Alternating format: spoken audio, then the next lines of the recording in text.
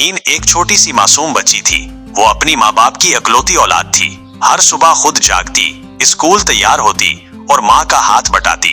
माहीन माँ के लिए नाश्ता बना रही है, दवा ला रही है। माहीन नरमी से, अम्मी ये ले दवा, आप नाश्ता बाद में कर लीजिएगा, पहले दवा पी ले।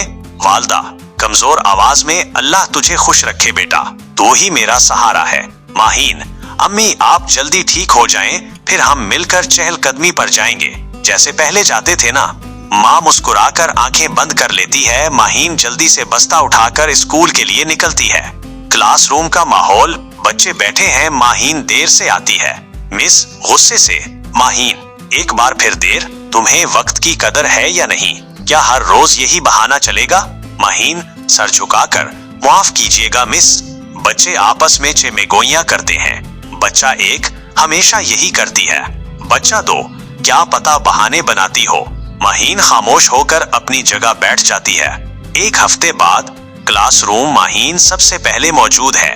बच्चा तीन, अरे आज तो माहीन सबसे पहले आ गई है। मिस क्लास में आती हैं, बच्चों का सलाम। मिस की नजर माहीन पर पड़ती है। मिस तंजिया अंदाज में, क्या बात है माहीन, आज जल्दी आ गई हो? पूरा हफ्ता गैर हाजिर रहने के बाद। माहीन नरमी और आंसू भरी आवाज में, मिस मैं कुछ अर्ज करना चाहती हूँ। मिस सख्ती से, कहो क्या बहाना है इस बार? माहीन रोते हुए, मेरी वालदा बहुत बीमार थीं। मेरे वालिद सुबह फैक्ट्री चले जाते हैं। नाश्ता दवा सब कुछ मेरे जिम्मे था, इसीलिए मैं देर से आती थी। और फिर मेरी वालदा इंतकाल कर गईं, इसीलिए स्कूल नहीं आ सकी। क्लास में खामोशी छा जाती है। बच्चे नजरें झुका लेते हैं। मिस के चेहरे पर शर्मिंदगी। माहीन आंसू पोंछते हुए, अब मैं वक्त पर आया करूंगी, क्योंकि अब मैं माँ की खिदमत नहीं कर सकूंगी। खामोशी।